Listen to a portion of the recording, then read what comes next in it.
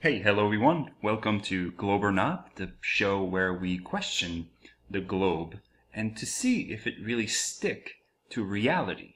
Because as you know, we all been through the education system where of course we live on a ball.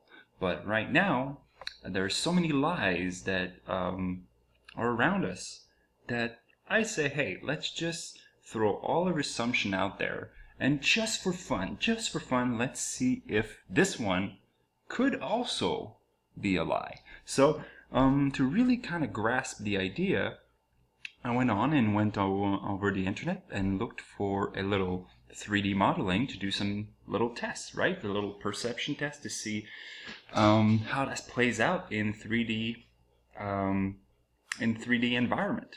So as you can see here, I have a sphere, big ball, which could represent the Earth. And if you really zoom in, and I really tried to make it as big as possible, so it could, I'm having a little issue here, but trying to get it as big as possible on the model, and put a little airplane in there because, as I mentioned in prior episode, I used to be a flight attendant.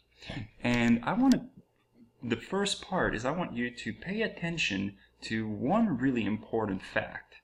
Is right now we have the three axes. As you can see here, we have our X, Y, and Z right there. And at the bottom here on the X here, we have an infinite plane. And as you can see, no matter how high I go, the infinite plane is always at eye level. It doesn't matter how high you go, and especially with this perspective here, we have infinite view, right? There's no limit on our sight in that 3D modeling. There's no atmosphere, there's none of that stuff. So really that's how an infinite plane works, is that no matter how high you go, it's always high level. So even if we play here with the little here, so this is going to be how we play around it. So just for fun, let's go back to our little plane around here. Let's try to find it back, because I try to make it as little as possible in relation to the sphere. And of course it's not to scale, but you know, if some of you are not happy, I'm gonna make it twice as big just for fun, or 10 times as big, to illustrate the point, because it's always the same point. If you're above a sphere, okay, let's try to get as close as possible to that little plane. So if you're above a sphere, and let's say you take off, you're right here, and you take off, and imagine this here is the horizon on the ball Earth. Let's forget about the infinite plane at the back. So you take off, and look at what's happening to the horizon. It's falling. It's always falling. And as you go, all you can see is at the bottom you would see the ball horizon that would drop from your perspective. There would be no way that would be possible, because as you know, when you go on a plane and you look out the window, and I know because I was a flight attendant, I did it every week at least 2 or 3 times. I was going Montreal to Cancun, Montreal. You take off, you look at the horizon, and it just follows your eye line. It always like this. And I just did Vancouver, Montreal, and I just paid really attention, and that was the case. It's always high level. Now, as I was putting this little airplane here, guess what I did? I went on to Flight Simulator, and I was curious, how do they do it? You know, if you have to do Flight Simulator, how did they do it over the ocean? Well, check this out. We're on Microsoft.com, and let me read this here. The RQD algorithm, as published, is really intended for flat Earth terrain, where the sea level elevation reference is assumed to be an infinite plane. Since Flight Simulator model the Earth's curvature, we had to modify the algorithm a bit. The main object is that the unmodified RQT tend to eliminate nearly all the mesh vertex over large open expanses of ocean, which is interpreted as being completely flat. Now, if you were going to create a model of reality and you're doing around the ball, but it doesn't work over the ocean, you have to make it a plane.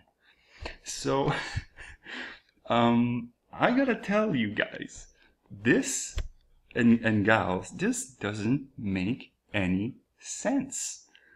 This is not a positive proof for the globe.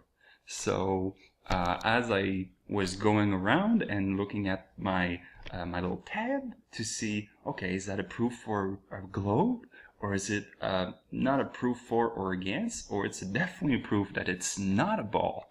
I gotta tell you, this doesn't look good. No matter how you go around it, you can't explain why when you take off, the ball Earth doesn't go down. And if you're not happy with this example, I'm going to make it 10 times as big. Okay? I'm going to do another one. If there's people in the comment who think that it's just because it's not big enough, I'm going to do it for you. I'll be happy to do it. And I know the Earth is big, but it doesn't change the rules of perspective. So, as you can hear, I'm pretty excited about this. This is just, I can't believe I've never seen it before. Okay, so enough for my rant. Let's look at our board and see where that leads us. So let's look at our scorecard once again. Yesterday or the day before, I made a video where it talks about different speed on the globe Earth, and how I've never felt that there was a change when I was traveling Cancun, Montreal, Cancun in the same day, many times a week.